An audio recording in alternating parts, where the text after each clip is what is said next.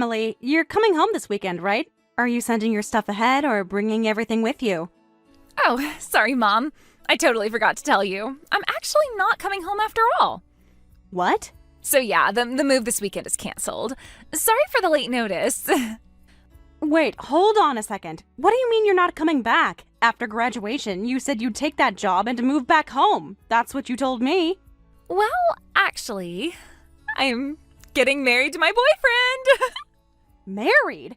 Emily, you had a boyfriend? You never even mentioned him to me. Well, duh, I'm a college student. Of course I have a boyfriend or two. I didn't want you worrying about my love life.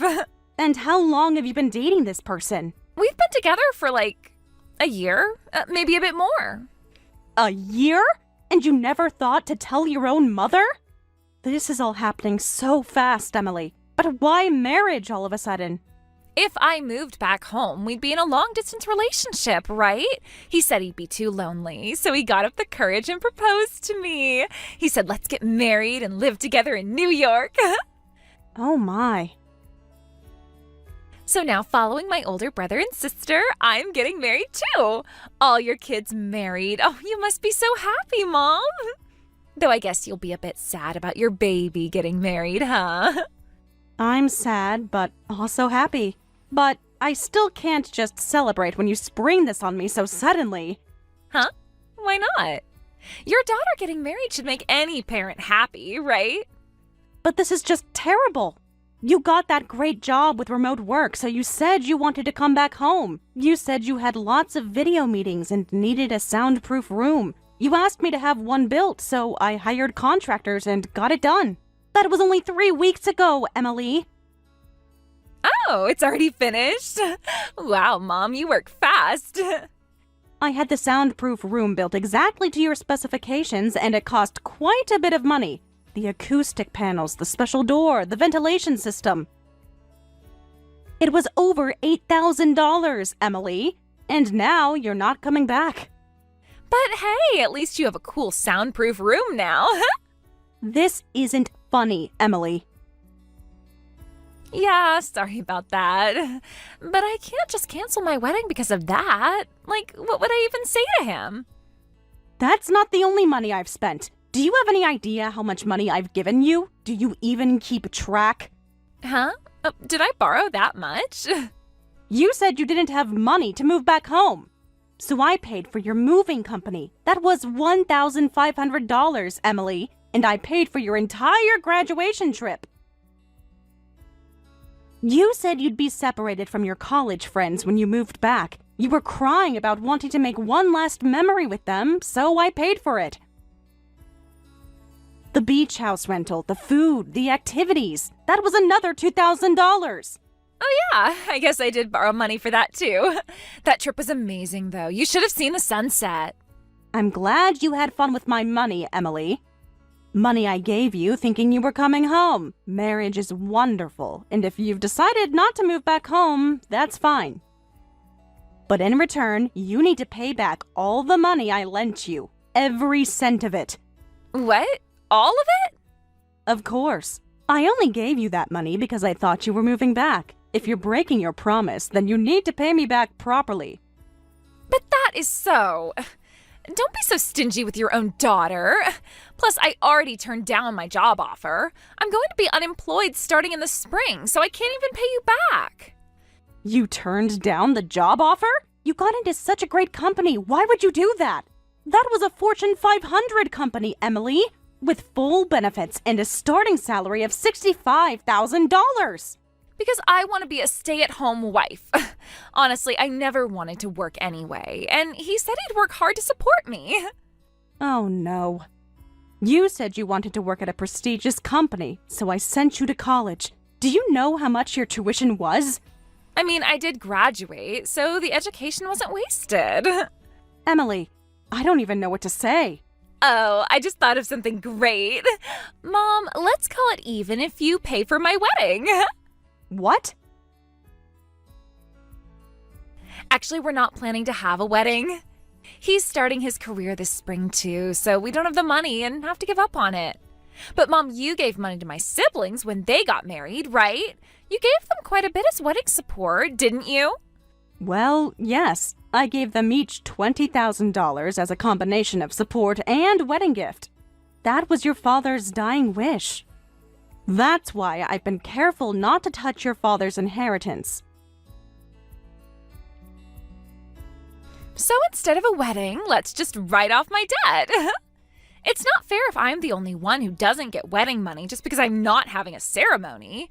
So anyway, we're good then. Consider my debt paid. We're getting married right away, but once things settle down, I'll introduce you to my boyfriend.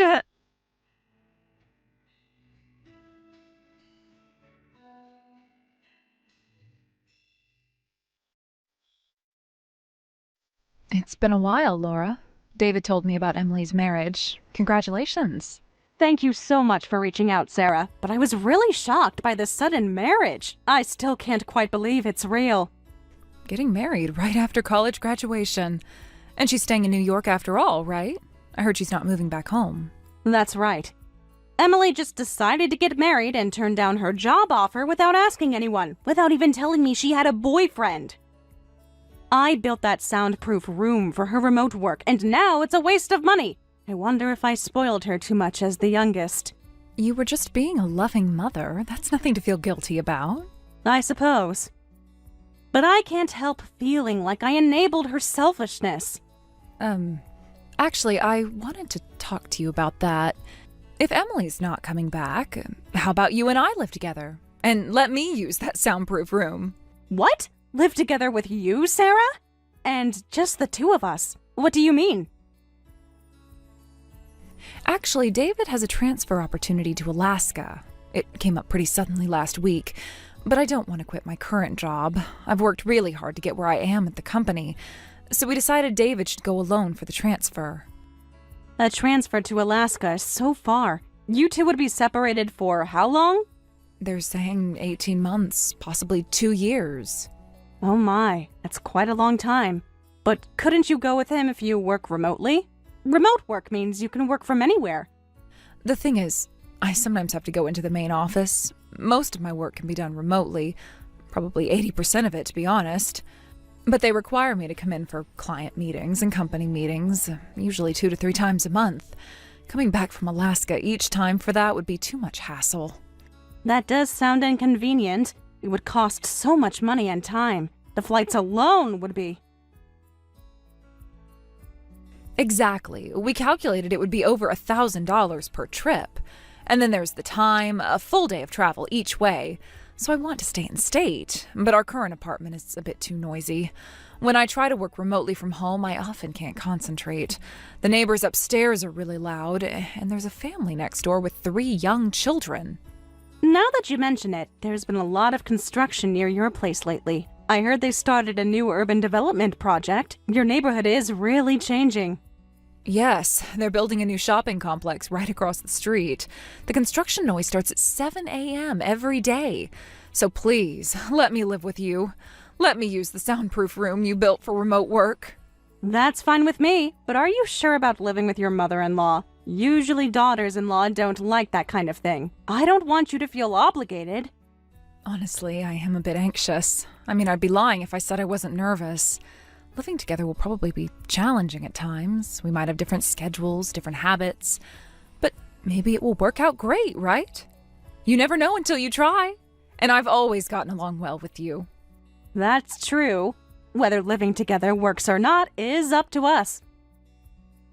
I don't want that soundproof room to go to waste either, so come anytime. The house feels too empty with just me here anyway. Thank you so much. I promise I'll contribute to groceries and utilities. I don't want to be a burden. Don't be silly. You're family. Emily seems to have completely given up on coming back here. My oldest daughter is happily living overseas with her husband on his work assignment. There shouldn't be any problem with you moving in. Actually, I'd really appreciate the company. Then I'll start preparing to move right away. I'll need about 2 weeks to pack everything and give notice of the apartment. Of course. Take your time. I'm looking forward to living with you.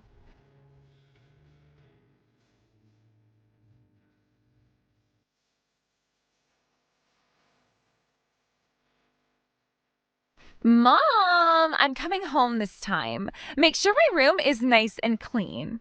What? You're coming home? I thought you were settled in New York. Actually, I'm pregnant. Can you believe it? I'm gonna be a mom, so I'm thinking of coming home for the birth. You're already pregnant? I haven't even met Emily's husband yet. When did this happen? Well, we've been married for a few months now. These things happen. Well, that can't be helped. He's a new employee and busy every day. He works like 60 hours a week sometimes. I want him to come visit too, but he just doesn't have time. He's so busy, but you still got pregnant. Are you two going to be okay? With a baby and those work hours? We're fine. Because I have you, Mom. When something happens, you always help me like you always do. That's what moms are for, right? Huh? Anyway, I'm coming home for the birth, so I need your help. It's my first pregnancy, and I'm really anxious, so I want you by my side. I'm already getting morning sickness and everything. I see. I'd like to help you if I can. But sorry, having you come home for the birth is going to be difficult. Sarah and I are living together at the house now. What? Living together? Since when? Why didn't anyone tell me? David got transferred to Alaska, so I started living with Sarah, who stayed behind. This was a few months ago. I thought David would have mentioned it to you. He might have. I don't really check his messages that often. Really? She works remotely, so I'm letting her use the soundproof room I built. If you came home, it would be noisy and she'd have to be careful around you. She has important client calls throughout the day. Plus, Sarah is already using your room freely. She turned it into a nice little reading nook, so please don't come back here. No way, that's impossible. I've already decided I'm coming home for the birth. I've been planning this in my head for weeks. Just kick Sarah out. She can find somewhere else to live. What? I can't just kick her out, Emily. Sure you can. I need Mom's support, you know. Are you really going to abandon your own daughter? Your pregnant daughter who needs you?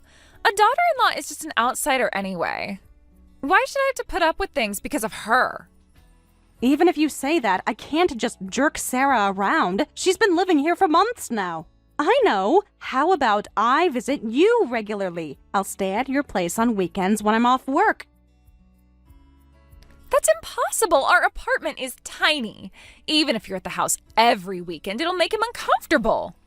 Sarah would feel uncomfortable around you for the same reason. And coming home for the birth isn't just weekends. You'd be living together for months. Think about Sarah's feelings as much as you're thinking about his. Huh? Why should I care about her feelings? I don't care about some outsider sister-in-law. This is about me and my baby. Anyway, I am definitely coming home for the birth. Get the room ready before I come back. I'll need the crib set up and some baby supplies ready. Mom, you've always listened to me, the baby of the family. Fine. That's my mom. See, I knew you'd come through. I'll be coming back home next month then. Got it. Next month. I'll have the room ready just like you want. But don't you dare ask for anything more. I'm tired of being pushed around by you. Being pushed around by your kids is what makes parents happy. But I'm an adult now, so I guess I should graduate from being a spoiled youngest child. See you next month.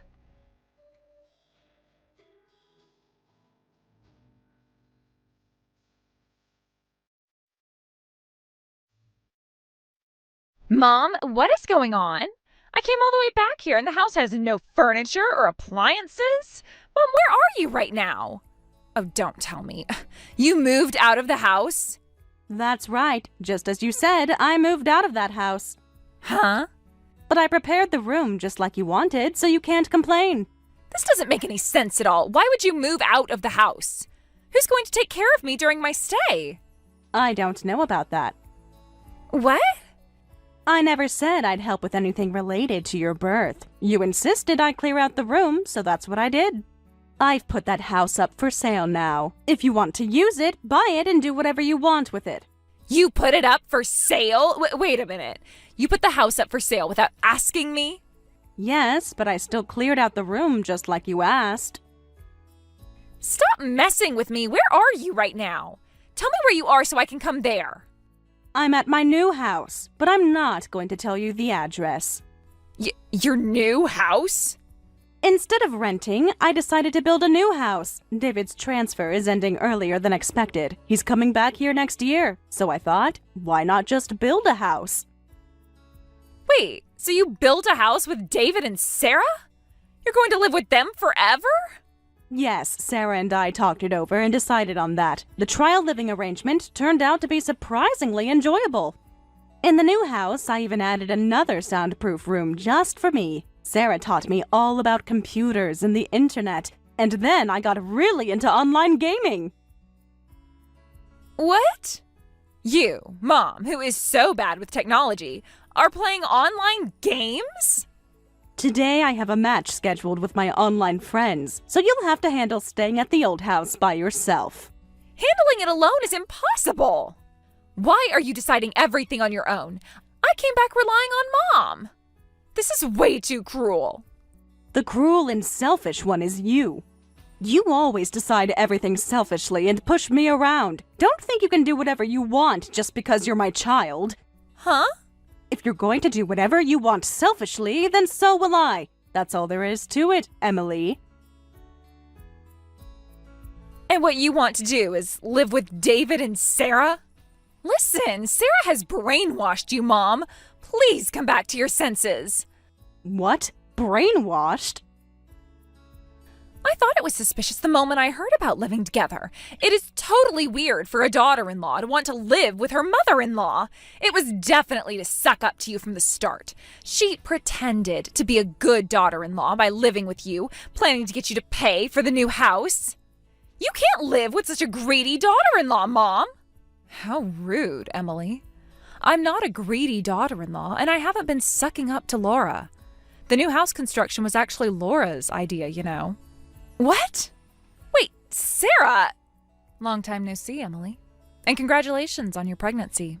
But being called a greedy daughter-in-law by my cute sister-in-law makes me sad.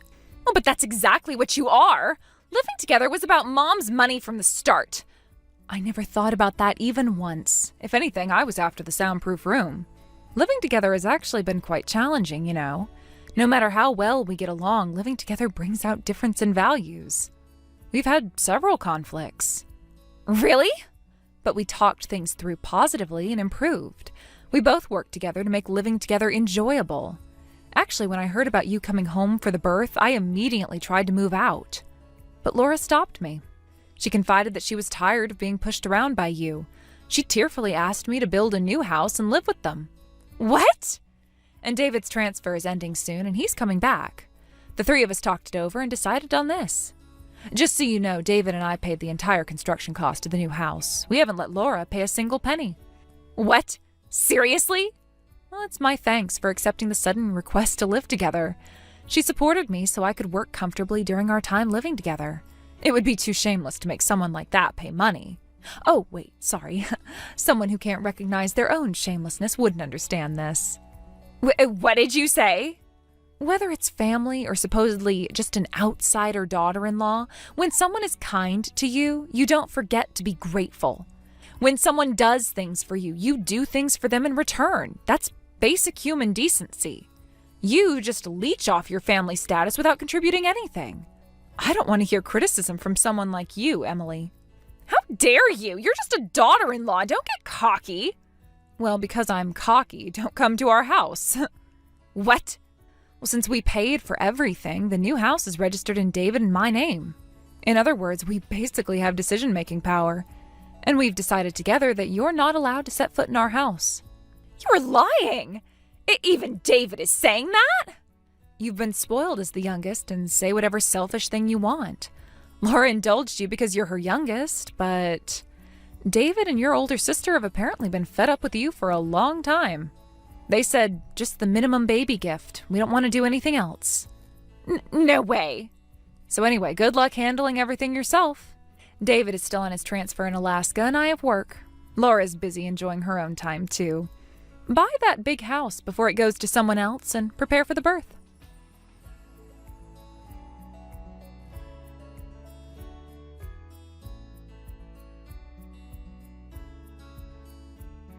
Are you really not going to help me? I'm sorry for being such a selfish daughter all this time. I'll apologize and reflect, so please help me.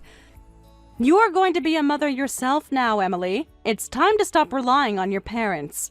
But what about the birth costs and baby supplies? I'll give up on staying home and we'll manage as a couple, but at least help me with the money. You can't be serious. Don't tell me you were counting on me for that too. Well, he's only been working for 6 months. We don't have that kind of money. That's why I was thinking of coming home as a way to save money too. I thought if I went home, Mom would pay for everything.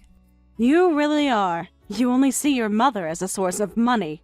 No, that's not true. I just think of you as a loving, kind mother. Then you'll understand how your mother feels. Because I'm loving and kind, I'm cutting you off now. From now on, you need to handle everything on your own. I won't provide any more financial support. No way! Have a healthy baby and raise it well.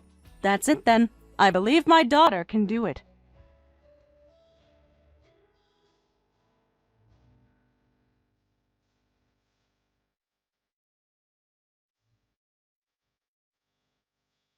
After that, Emily safely gave birth to a healthy baby. However, between birth costs and baby supplies, their monthly budget was in the red. Even if I wouldn't help, she could have asked her husband's family for a little support.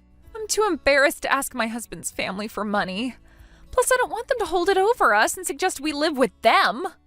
She desperately hides the fact that they're struggling financially. Eventually, Emily started doing remote freelance work to make ends meet. Once the baby can go to daycare, she plans to give up being a stay-at-home mom and get a job.